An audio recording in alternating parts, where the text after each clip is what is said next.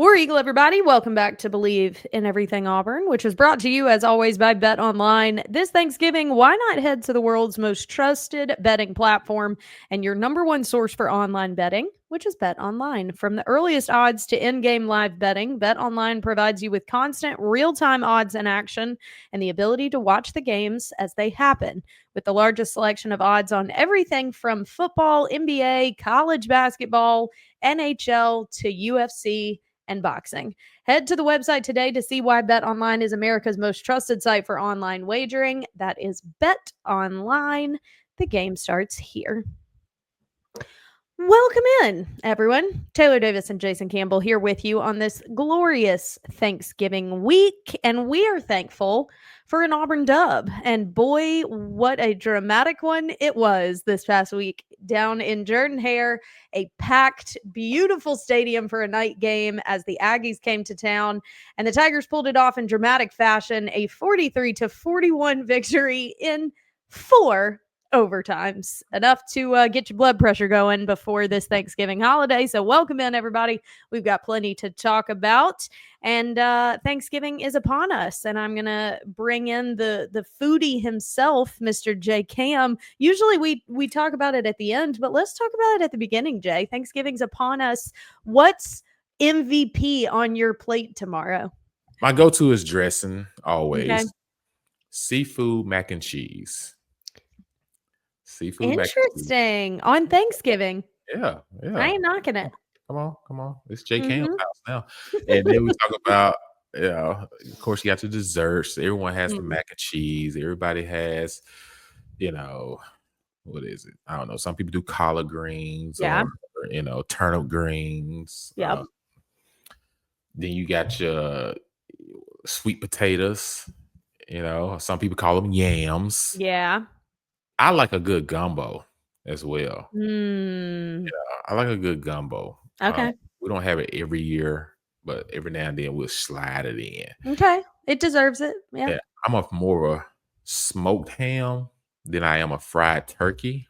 But Interesting. I would do a fried turkey. Okay. But I gotta have some ham as well. And then I've incorporated lamb chops here of late. Interesting. Lamb chops. Okay.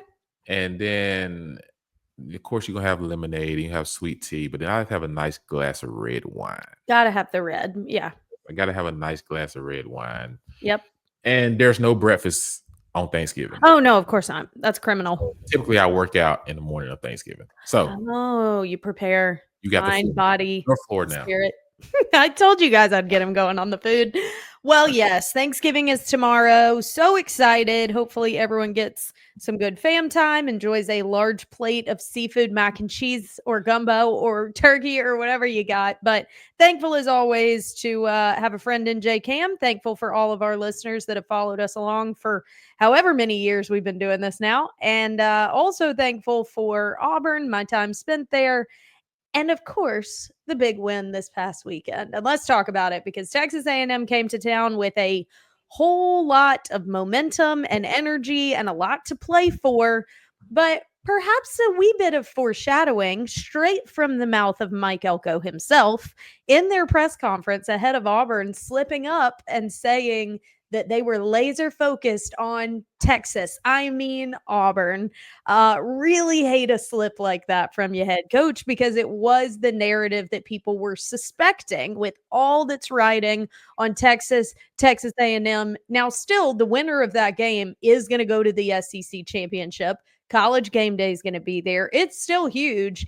But Auburn diluted it a smidge because now Texas A&M is looked at a little bit differently after coming to Jordan-Hare and walking away with a loss. So let's talk about how we got there because this team came out as fired up as we hoped they would be and had every right to be because Jordan-Hare looked electric. I would love to hear it from you because it looked like it was going absolutely off.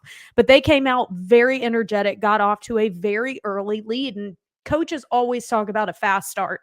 And I think in a game like that, against a Texas A&M that has defense with a lot of firepower, and we had the backing of a crowd in a night game. You get off to an early start, you're setting yourself up really well, and the Tigers did that, getting off to a 21-0 lead. Unfortunately, they did allow a bit of a comeback, and then we got into the overtime drama, which we'll talk about here in a minute. But offensively, it was one of the best halves that we've seen all season. I'll even say it was one of the best games we've seen from Peyton Thorne. He looked like he did week one against much lesser competition. By the end of it, he was 19 of 31 for 301 yards. He also had 38 rushing yards. He threw one pick, but he had 2 touchdowns along with that. And he commanded things very well. I think down toward the second half, we saw some less than great decisions, not necessarily detrimental, but he would pick, a receiver out on the edge that would go for 4 instead of the slot, which clearly had a good 10, stuff like that. But I do think it was one of the most cohesive offensive performances that we've seen this season, and Peyton had a lot to do with that. So let's start with the offensive side of the ball, Jay. What stood out to you? What allowed them to get off to that fast start? They came out playing with energy. Yeah. Which is kind of what we lacked in the Vanderbilt game. True. We talked about we come off a big win against Kentucky, and then we get to Vanderbilt, and all of a sudden, like we just supposed to get off the bus and win the game. Right. We didn't show up. Mm-hmm. So there, you can tell whether it was Coach Elko having to slip up, whether he did it on purpose or not. It still was bulletin board material. For sure. And it was something that the kids said that was played all week in practice. And everything. So immediately, that just got them just chirping. For sure. There was a lot of going back and forth in that game. You just see guys jawing at each other, like it's just back and forth, back and forth. So Auburn jumps up to a 21-0 lead, and everyone's like, ooh, I told you, jumped up on them quick. Yeah. But you knew A&M would fight back at some point. They're a good football team. So they fight back. They take the lead. And the difference between this time and the team earlier in the year is when this has happened, we've seen it just deflate towards the end of the games. Yeah.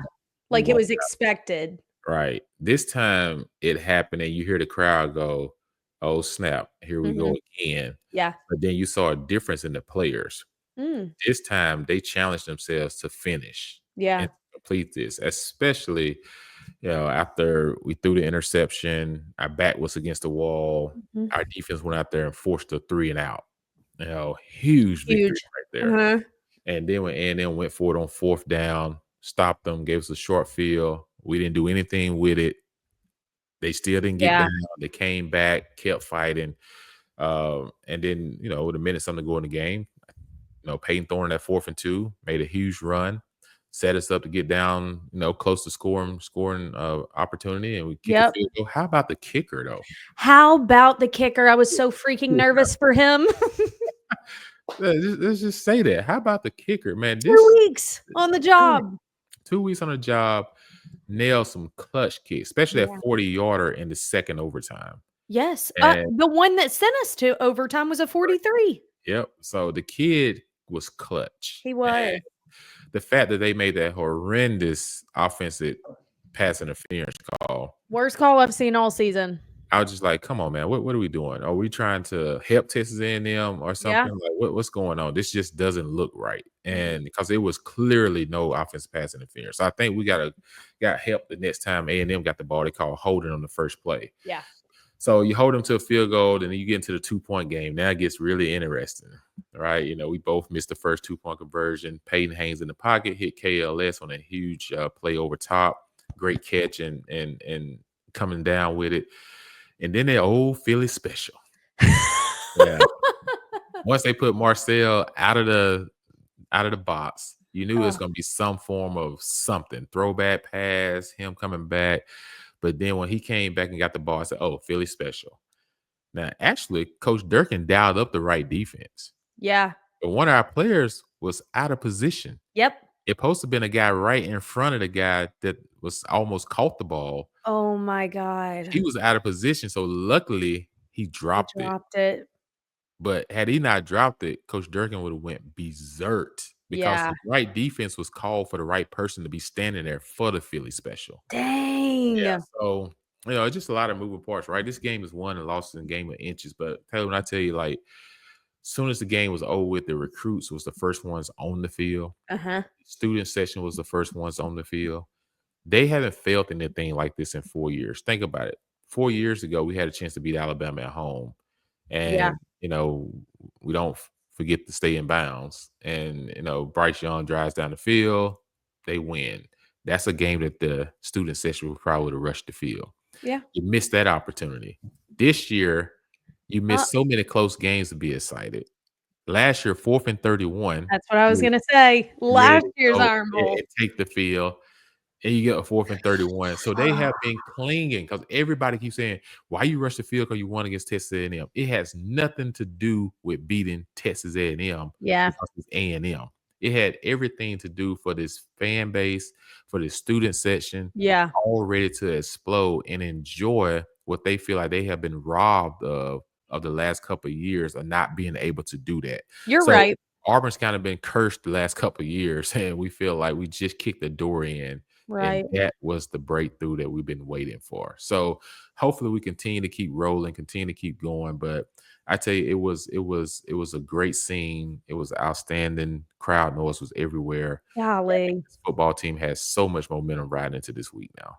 100%. I would even say this impacts the offseason. Like you said, a lot of recruits were at that game. I saw a bunch of them were in the locker room post game as well, celebrating with the team and kind of getting an insight. And look, I question myself all the time. Am I really biased? Like, am I subconsciously biased when it comes to just the belief that Auburn is different? You look at a game like that, it's fact. Like, Oh yeah. that stadium being as packed and as electric and as loud as it was for a 4-6 team. Like, you don't get that everywhere. I can attest to that. I go and travel all over the country seeing programs that have done more than Auburn has this season and have less in terms of fan support. So it really is just a testament to what you get out of an Auburn experience that really goes beyond the wins and loss record. And it's really good to see in light of all the changes that college football is still rapidly experiencing that hasn't faltered. And it certainly has not faltered for an Auburn program that, like you said, for years just can't get out of its own way. But it feels like it's right on the cusp. And this might have been kind of the precipice of that. But for me, seeing some offensive progression was very encouraging, not just for Peyton, who has certainly taken a lot of heat in his career, but we also, I think, saw what Cam Coleman is going to be. And we've known it about him, but he has had moments this season. And I think you and I have both said we think that shoulder injury that he got was probably more impactful than he was leading on, because he seemed less characteristic of himself at some points this season. But I think we saw glimpses of it at the beginning. But against a defense like Texas A&M, and with an up and down season in terms of timing with Peyton Thorne, to see this kid go out and have 128 yards and 2 touchdowns against one of the best defenses in the SEC, I think this is an indicator of what this guy is about to be for Auburn. He is wrapping up his freshman campaign that includes a bunch of firsts. You let a guy like him get his firsts out of the way, I am ecstatic to see what all he's about to do. And 130 yards for Jarquez Hunter. Again, what you expect from a guy who just puts his nose down and churns his legs with defenders draped on his back. We saw it again, one of the best SEC defenses. So things like that were really encouraging. And then I don't think I have loved a transfer portal get more than Keandre Lambert-Smith. That guy, to see him not only come down with a catch like that is like an exclamation point,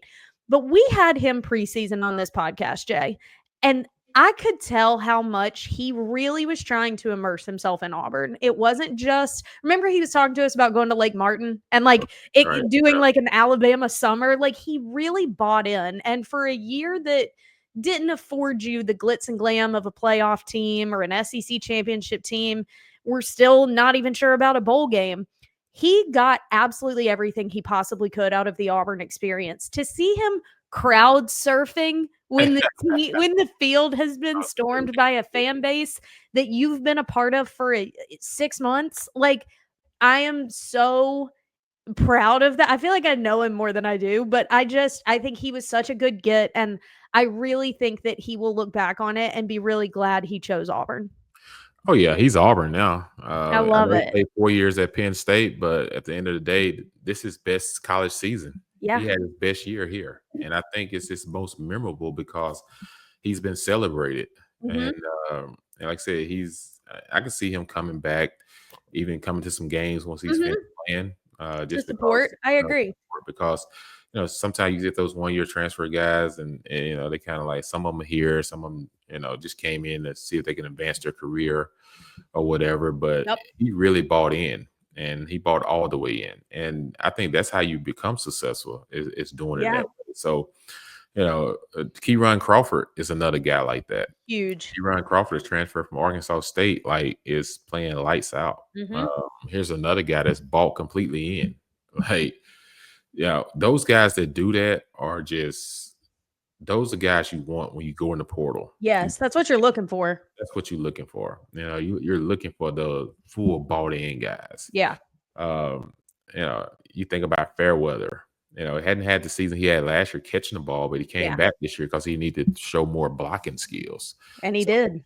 he's like, okay, let me put my hand in the dirt and get a little dirty, you know, and show that I can do this as well. Yeah. So it's guys that have to be unselfish and willing to do Mm. what the team needs in order to win. It always comes back to you.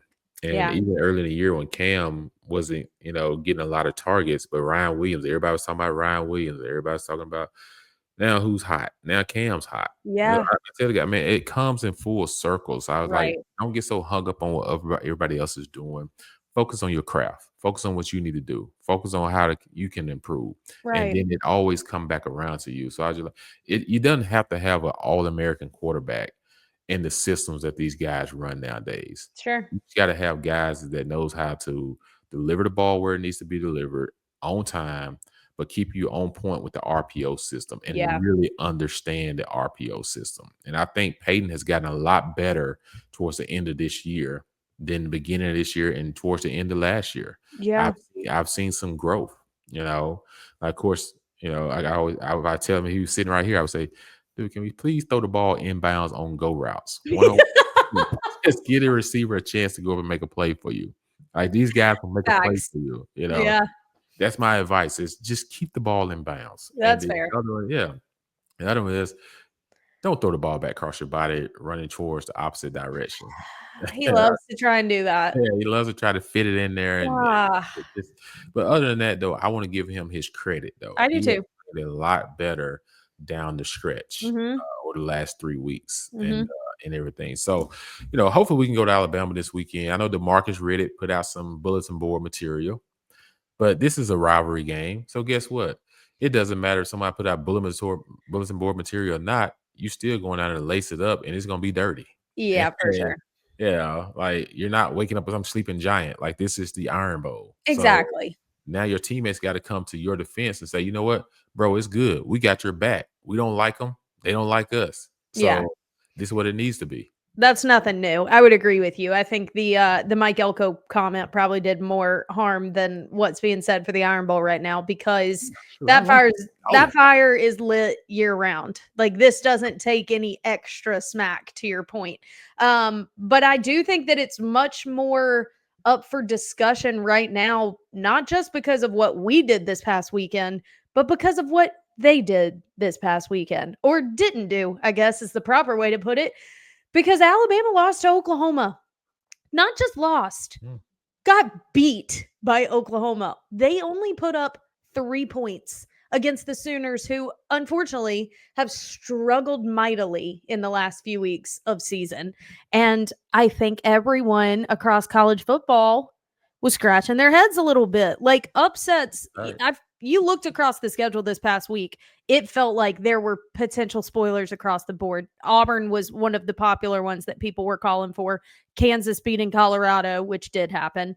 Florida beating Ole Miss and Oklahoma beating Alabama didn't have those pegged. Not going to lie. Like that, I really think was startling because you're going, no offense to Oklahoma, but like Bama is head and shoulders ahead of what Oklahoma's been putting on the field, even with some of Bama's inconsistencies, a Mhm. lot of which solely being Jalen Milroe. I mean, he's got over 2,300 passing yards. He's got 615 rushing yards. That's a career high. He's been running all over everybody and a 65% completion percentage to match it, and a freak in Ryan Williams with 804 yards. There was no reason that an Oklahoma team that got manhandled by Texas would have had this kind of success against Alabama. And so it makes you really question who this team actually is. And so for Auburn to be heading into the Iron Bowl in Tuscaloosa on the cusp of, or on the aftermath of Auburn gaining a lot of confidence after a big win over Texas A&M, and Alabama with a bit of confusion after getting decimated by Oklahoma, this makes this game a lot less predictable than I think the college football world had pegged it as. Most definitely. This is a intriguing game because Alabama hangs on by slim pickings to get in the playoffs. So Auburn is still playing spoiler, and I don't know how Make it Alabama make sense that they're 12 right now. right. If that had been Auburn, they'd have dropped us all the way to 24. We would have we're Just eliminated from season. It's right. over. Yeah. So it's just making things interesting, right? So you think about it. This game is still gonna come down to physical football. For sure. Alabama offensive line and Texas A&M offensive line was 330, 320, Yeah. 315. Alabama offensive line 340, 350, 360. Like Holy they're cow. a little bit bigger than Texas A&M offensive line. That's crazy. You're talking about some big Yeah. dudes. So Auburn's defensive front got their work cut out. Mhm. So they're gonna have to come and play pretty much the same game they played last week almost, but you're on the road, they got to rev up a little more. Yeah. So the game in the trenches is gonna be big. And then Yeah. you think about Bama's defensive line, huge guys, big guys like to play gaps and everything. So Peyton's gonna have to have a good day throwing the football, play action pass to help open up some things for Jarquez and those guys up front, a little misdirection. Yeah. So try to get Cam going early, get Malcolm Simmons, KLS, all these guys involved in the game early. But Auburn has nothing to lose. Like you're playing to get in a bowl game. Right. And at this point, Alabama's trying to figure out who they are. And I think right now, Auburn is figuring out and know now, okay, this is what we should have become earlier Yeah. in the year. So I think they're figuring things out to the point that, okay, we know who we are now. Yeah. Now let's start playing. Let's keep playing that way. And these guys want it. They want all I've been talking about, all these guys have been talking about is going down there and winning this football game. Uh-huh. Right? They want to go and win this football game. And I told them, I said, you go and win this game and you go and win your bowl game. You now carry so much momentum into the Gosh, yeah. offseason with a great signing class, Yep. and everything. And then on top of that, you're probably gonna get a really good transfer portal class. Yeah. And you finish the season on a winning note. Now you're going to spring football feeling good, confident. Yeah. So you can hit the ground running starting that season. So I like where their mind is. I like where their hearts is right now as far as this ball game, and then understanding like, hey, this game. Here you go and take it. Like, Mm. like I got some Bama friends, off the field sometimes, but when it used to come to this week, no talking to each other, Yeah. texting each other. Right now, I ain't even text any of them that I know. And it's Bama week. We don't talk. We don't. We don't talk. No. Talk to you on Monday. It's how it goes. Like, so this is a game we have got to come ready to play. And that's how it was when we played, Taylor. Like, you can go back and watch some of those old games, especially in the 02 when we went down there and people gave us no chance because Yeah. they were ranked like number 1 defense in the nation, Jeez. top 10, all this type of stuff. And, and we just come off a tough loss against Georgia on 4th and 15. And so that knocked us out the SEC championship game. Yep. And, people thought we would go down there and, kind of wilding in our cries, right? Because we lost on 4th and 15 and we're out the SEC championship. Yeah. Nope. We said this is business. Yeah. Because this game and finishing the bowl game is critical. And man, I tell you, you go back and watch that, it was some hitting going on that game. It was some playing going on. And we went down there and won 17-7 Wow. and everything. So this kind of reminds me a little bit, this team going down there ready to play. So we don't need nobody throwing no fists, haymakers getting kicked out the game. But I don't mind a little trash talking and some head bumping, Yeah. a little shoving and pushing each other. Yeah. I love that it's coming from the young guys because they know that they're the future of this rivalry. And so to get that going now, guys like DeMarcus Riddick and Ryan Williams, I love it. Like if Mhm. Peyton Thorne and Jalen Milroe were talking crap, I'd be like, guys, shut up. Like you stop.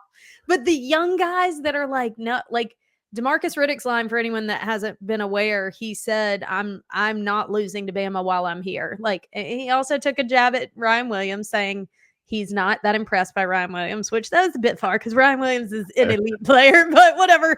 But there was also, look, I mean, DeMarcus Riddick was, I mean, Bama was, oh, I also love that. Jalen Milroe did say, I don't know who that guy is, so he can talk all he wants, whatever. And someone found a picture from DeMarcus's recruiting trip of him and Jalen like in a photo booth together. And so he was like, really, buddy? You don't know who he is? But stuff like that, like when it's the young guys, they're hungry, they're eager to finally be starting in this rivalry and to know that they're the future faces of it. I'm all for it. And then may the best man win out there. I mean, like an offensive star and a defensive star that are going to have a lot to prove on Saturday. And if either team has success, it will be because Riddick and Williams have big days. So, like, to me, it makes a lot of sense.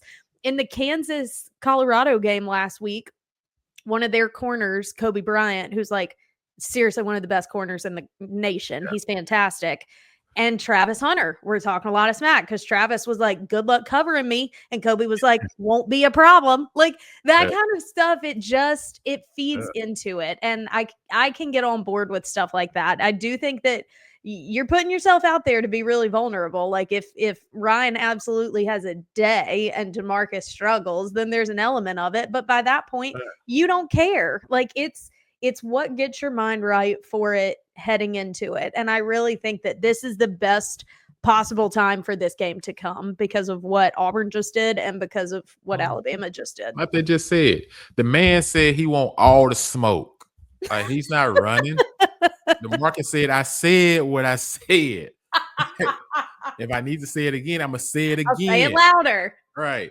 It definitely will be an interesting one because Bama's still fighting for a chance to be in the college football playoff. But Auburn's still looking for that 6th win and bowl eligibility, which as much as we say bowl games have been diluted in their significance, it would be a big deal for Auburn. And it would definitely garner momentum that is needed to continue to build this. And basically what you're thinking right now is what needs to be done in the next week or two of actual season and what needs to be done in December to set up this program to win next year. I'm not under the belief that this program is going to have another year of give us time, we're young, we're developing. I really think it feels like this program has everything it needs, minus a couple pieces that are on the cusp of being there, to win in 2025. You can't convince me that that is not possible, and what happens this month impacts that. I like where your head is at because we don't have time for setbacks anymore.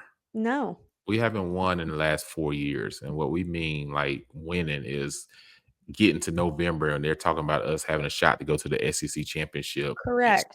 Having a shot at the playoffs. Correct. Not with the season being over with in early October. Yep. So you're right. We don't have any more growth or room for that. It is time for this program to pump the volume up and get moving because now you have the resources. You had the number 12 class. Then last year you had the number 7 class. This year you're probably expected to finish in the top 3. Yeah. Next season you're probably you're maybe top 5 and you're expected to finish high again. So you're going to have resources, and now it'll be Coach Freeze's 3rd year. So guys will have a little bit more familiarity with the offense, and that Coach Durkin's defense is there, what kind of defense he likes. Those guys that are freshmen that are balling this year will now be sophomores next year. Those guys like Ron Crawford and Keldrick Faulk, Malik blocked, and all those guys on the D line that's balling this year will be a year older They're next year. upperclassmen. Yep. Upperclassmen. So, and then you go and you bring in some guys to help along with that. And then offensively, you look at it, you still got talented receivers. You still gonna have a pretty good offensive line. You still gonna have, a good run game. Yep. And then you go get that quarterback piece and you put there, and now this thing turns a lot quicker than you could have ever imagined. But it just didn't really, right? Because you had to put together your high Exactly. school class for 2 years to Yes. get there. Yep. Now you start to add in some of the veteran pieces because there's Yes. too many teams that go and get 40, 30 kids in the transfer portal and try to go. It doesn't work. Look at Nope. Ole Miss. Ole Miss pumped so much money into their NIL this past year to go and really buy a championship, And and it can't do still it. didn't help them. You know what I'm saying? So because With why? it one of the easiest schedules in the Right. SEC. On the easiest schedule in the SEC, and because guess what? These guys never went through adversity together. Yep. These guys is coming in Auburn, they faced adversity. So Yes. now they understand what it looks like and feel like. So they don't want to feel that no more because they can see the tide turning. Yes. So that's where you're at right now as a program because you can't. Ohio State's another one went out and tried to buy a thing. The only thing with them is they haven't played a real hard schedule. Yeah. But anytime they play a real hard team, it shows up. Yeah.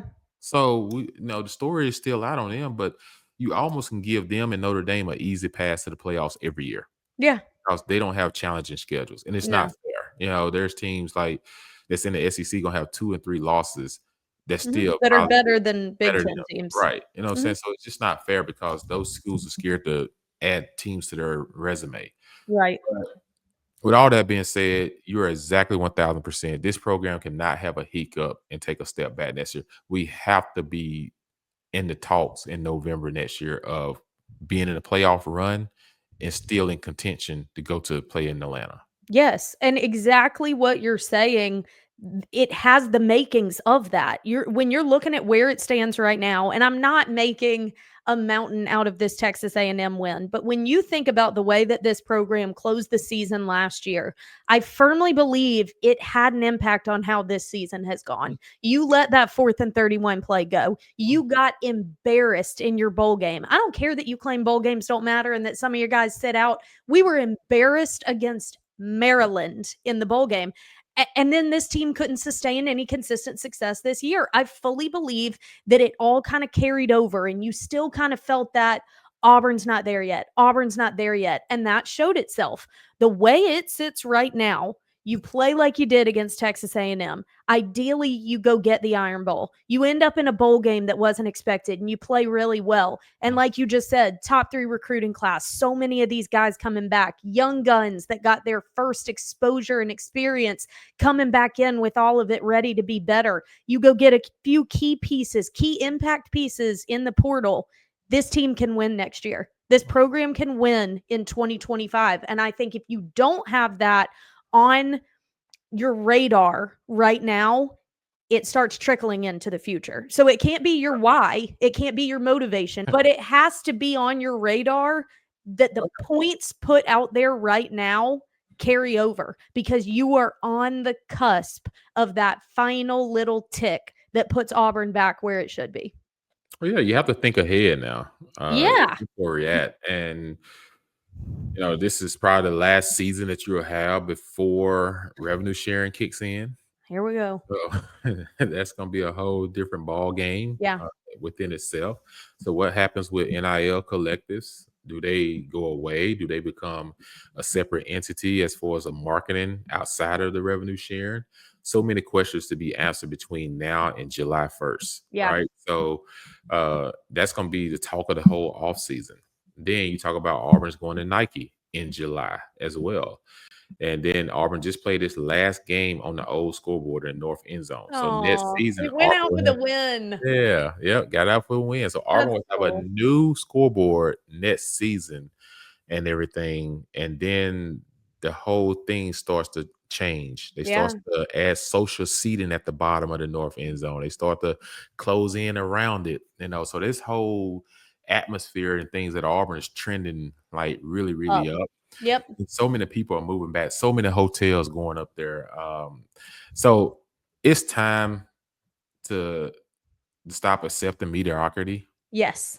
and start like shooting to be elites. Yes. Like if that's what we want to be, then it is time. Like, you know what I'm saying? People have invested and everyone's doing what they got to do. Now it's time for us to start becoming elite. So that's what this class wants to do. All this class talks about is bringing Auburn back. Yeah. That's what Keldridge's class talked about. And that's what this past class with Cam Coleman's class talked about. And then this class is supposed to be your third one. So Yep. this is supposed to be the one that's supposed to like, okay, because there's some dudes in this class that's Yep. gonna play early. And and we look back on it, we say, man, those three classes got this thing Changed rolling. it. So Yep. I agree. I feel like Texas A&M win could have started something. Go into Tuscaloosa and get an Iron Bowl victory, and sky's the limit. So I'm looking forward to it. I think this weekend is going to be really interesting in the entire landscape of college football. South Carolina Clemson could be a play-in spot with both of them in the first four out. Clemson is sitting at 12. South Carolina's at 15. But given all the chaos that ensued, like I said, Colorado losing, Ole Miss losing, Alabama losing, the playoff is still kind of up for grabs. So there's some games this weekend that are going to have implications on that. I mean, you don't anticipate it, but Georgia Tech has pulled some wins off this year. So Georgia having Georgia Tech, I don't think you necessarily sleep on.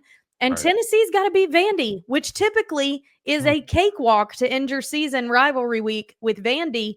Not this year. You got to make sure you get this one, because if you're the Vols, that's your last chance to get something done.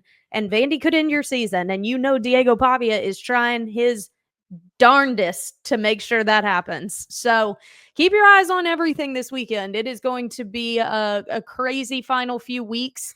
The next week being conference championship week. Obviously, the winners of those are guaranteed a bid. But what happens to the runners up? Is it going to make people not want to be in a championship game because you run the risk of knocking yourself out? Like it's always very interesting at this point. But Oregon, Ohio State, Texas kind of sitting comfortably there at the top. So we'll see if any kind of chaos is able to ensue. Texas A&M potentially getting that one in Kyle Field against the Longhorns, who really hadn't been tested very much other than Georgia. I mean, truthfully, like their their best win right now is Vanderbilt. So I think the next toughest test that they'll have is Texas A&M, and Kyle Field is a ridiculously hard place to play. So that a night game? Texas A&M is at 6:30 p.m. on ABC. Night game, Yeah. Night game. That's tough. That I still think that one will be a compelling game. Oh yeah, because it's the winner goes to the SEC championship. Winner In goes order to for the SEC A&M championship, to make it to the playoffs, they have to win out now. yes. So they're going to play their butts off because they have to beat Texas, then they have to beat Georgia, to even have a shot at making the playoffs. So their hopes And are not all out. They just got to.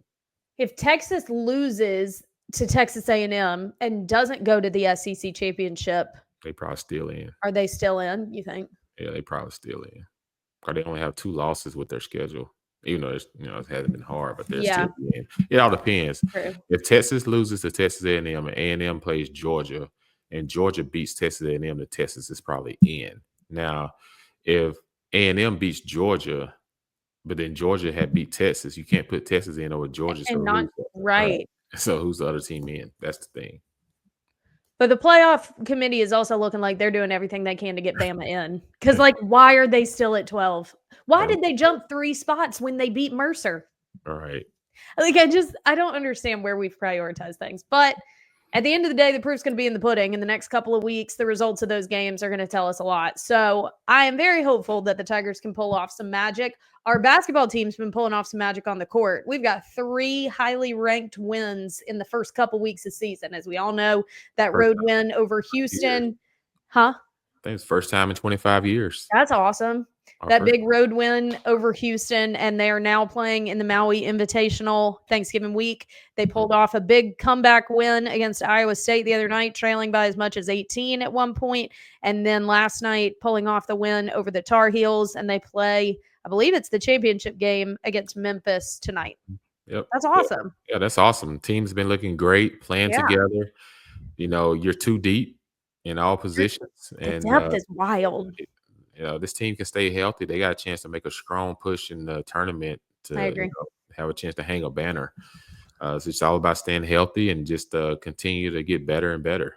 Yeah. I think that's the thing. Don't get complacent. Don't get comfortable. But what they've done so far early on this season, Broom, the first Auburn player, I think, in the last 25 years to have 20 and 10, more than 20 and 10. Jeez. And then you think about the first time Auburn's beat two top ranked opponents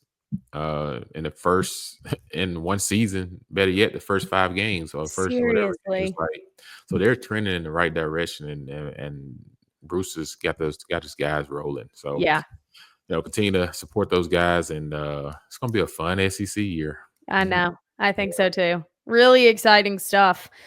Well, with that, I think we will say goodbye on this episode of Bleav in Everything Auburn and send our listeners into a lovely Thanksgiving holiday and rivalry weekend. Always a blast. So thank you so much for listening and following along. As you guys always do, make sure you subscribe. If you haven't already, you'll get a notification every time we release an episode. If you prefer to watch in video format, you can find us on YouTube, on Bleav's YouTube channel.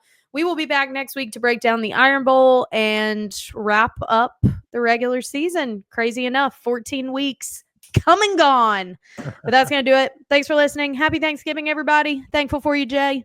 We'll talk soon, everybody. Same here. Happy Thanksgiving. Woo-woo. Eat your heart out. Goodbye.